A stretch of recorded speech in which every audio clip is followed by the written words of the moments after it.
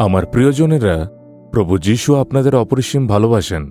সেই কারণেই তিনি আপনাদের সাথে প্রতিদিন কথা বলেন, একটি বাক্যের মাধ্যমে আপনাদের উৎসাহ দেন। কারণ আমরা যে পৃথিবীতে আছি তা দুঃখ, নির্যাতন, কষ্ট এবং ভয় ভীতিতে পরিপূর্ণ। প্রতিদিন নানা সমস্যার মুখোমুখি হতে হয়। তাই প্রতিদিন আমাদের শক্তির প্রয়োজন। এই কারণেই প্রভু প্রতিদিন আপনাদের সঙ্গে কথা বলেন। তাই যিশুর সঙ্গে চলার অভিজ্ঞতা কখনো হারিয়ে ফেলবেন না। প্রতিদিন তাঁর হাত ধরে চলতে হবে। আমরা যেন বলতে পারি, প্রতিদিন আমরা যিশুর সঙ্গে চলছি, তিনি আমার হাত ধরে আমাকে পথ দেখিয়ে নিয়ে যাচ্ছেন। এই অভিজ্ঞতার মধ্যেই আমাদের চলতে হবে।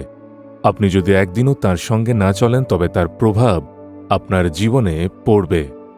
তাই ঈশ্বরের বাক্য মনোযোগ দিয়ে শুনুন এবং প্রভুর সঙ্গে চলার অভিজ্ঞতায় ক্রমাগত বেড়ে উঠুন। আর আপনাকে অবশ্যই যিশুর আরও কাছে আসতে হবে। যিশুর সঙ্গে চলার বিভিন্ন অভিজ্ঞতা রয়েছে।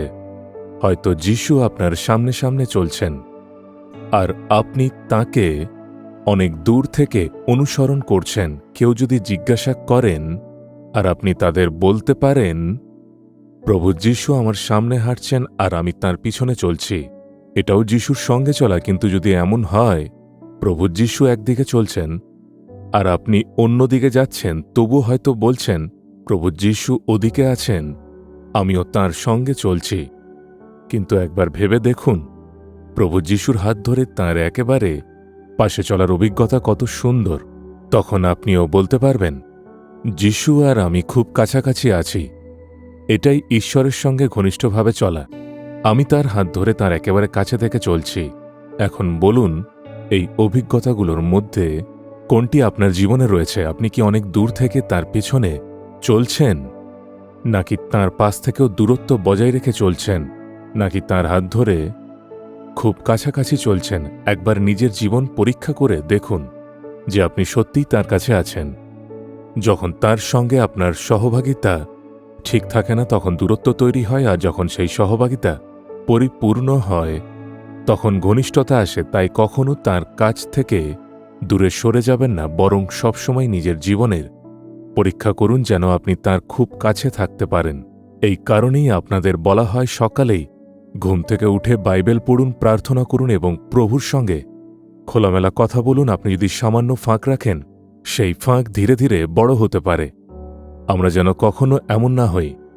তাই আপনার হৃদয়ের আকাঙ্ক্ষা হোক, প্রভু আমি তোমার আরও কাছে আসতে চাই। এই আকাঙ্ক্ষা নিয়ে তার হাত ধরে পথ চলুন। আজ প্রভু একটি প্রতিজ্ঞা দিচ্ছেন, যিহিজকেল তার ৩৬ অধ্যায় ৯ পদে, কারণ দেখো আমি তোমাদের সপক্ষ এবং আমি তোমাদের প্রতি ফিরিব। প্রভু বলছেন, আমি তোমার পক্ষেই আছি, আমি সবসময় তোমার দিকে ফিরে থাকব। প্রভুর দৃষ্টি সর্বদা আপনার ওপর আছে।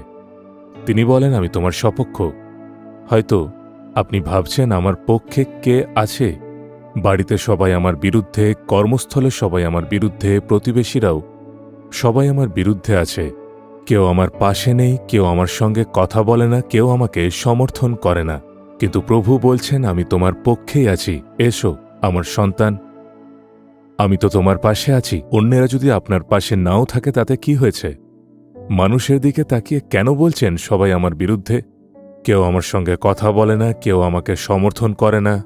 কেন এমন ভেবে নিজেকে একা করে রাখছেন? মানুষকে ছেড়ে দিন। যিশু কি বলেননি, আমি তোমার পক্ষেই আছি? শুধু তাই নয়, তিনি যখন বলেন আমি তোমার দিকে ফিরে থাকব, তার অর্থ তুমি সর্বদা আমার দৃষ্টির মধ্যে আছো। আমি তোমার উপর সর্বদা নজর রাখছি। ভাবুন তো, যদি স্বয়ং প্রভু আপনার দিকে নজর রাখেন, তবে কেমন হবে? একজন মা যাই করুন না কেন, তার মন সবসময় তার সন্তানের দিকেই থাকে। সন্তান যদি পাশের ঘরে ঘুমিয়ে থাকে আর সামান্য কান্নার শব্দ করে, মা সঙ্গে সঙ্গে বুঝে যান। কিন্তু অন্যেরা হয়তো তা টেরও পায় না, কারণ মায়ের হৃদয় সন্তানের সঙ্গে নিবিড়ভাবে যুক্ত থাকে। তাই সবসময় সন্তানের দিকে খেয়াল রাখেন, তার প্রতিটি নড়াচড়ার উপর নজর রাখেন। ঠিক তেমনি প্রভু বলছেন, আমি তোমার উপর নজর রাখছি। আমার সন্তান, সন্ততি, আমার দৃষ্টি সবসময় তোমাদের উপর স্থির রয়েছে। তাই ভয় পেও না, আমি তোমাদের পক্ষেই আছি এবং আমি তোমাদের দিকে ফিরে আছি। তুমি কখন দুঃখ পাও, কখন ভয় পাও আমি জানি, তুমি কখন নিরুৎসাহিত হও তাও আমার সব জানা আছে। তুমি যখন একা বসে কাঁদো আর ভাবো কেউ জানবে না, তাও জানি। রাতে তুমি যখন আলো নিভিয়ে অশ্রুতে তোমার বালিশ ভিজিয়ে দাও, সেটাও আমি দেখি। আমি তোমার সাহায্যের জন্য সর্বদা প্রস্তুত। আমি কি তোমার পাশে নেই? তাহলে কেন কাঁদছ? দুঃখ কেন? মানুষ যা ইচ্ছা করুক, আমি কি তোমার জন্য যথেষ্ট নই? প্রভু এভাবেই বলছেন। বলুন তো এর থেকে বড় আশীর্বাদ কি? তিনি নিজেই আপনাকে বলছেন, আমি তোমার জন্য যথেষ্ট। তাই প্রভুকে বলুন, প্রভু তুমি আমার পক্ষে আছো এবং সব সময় তুমি আমার উপর নজর রেখেছ। এর চেয়ে বেশি আমার আর কিছু প্রয়োজন নেই। এই আশীর্বাদই আমার জন্য যথেষ্ট। এভাবেই বলুন, দেখবেন সমস্ত দুঃখ ভয় দূর হবে। বলুন, প্রভু যিশু তুমি সর্বদা আমার পক্ষে আছো, আমাকে সাহায্য করার জন্য আমার পাশে আছো, তাই তোমাকে ধন্যবাদ। তুমি আমাকে বোঝো সর্বদা, তুমি আমার উপর নজর রাখো আর আমার যত্ন নাও, এটাই আমার জন্য যথেষ্ট। জীবনের সমস্ত দিন তুমি আমার পক্ষেই থাকবে এবং আমার দিকে তুমি সর্বদা ফিরে থাকবে। এটাই আমার জন্য যথেষ্ট, আর এই জন্য আমি আনন্দিত। আমার পক্ষে থাকার জন্য, আমার দিকে ফিরে থাকার জন্য ধন্যবাদ। প্রভু যিশুর নামে এই প্রার্থনা করছি, amen, amen. Jesus redeems Bengali YouTube চ্যানেলটি সাবস্ক্রাইব করুন, বেল আইকনটি ক্লিক করুন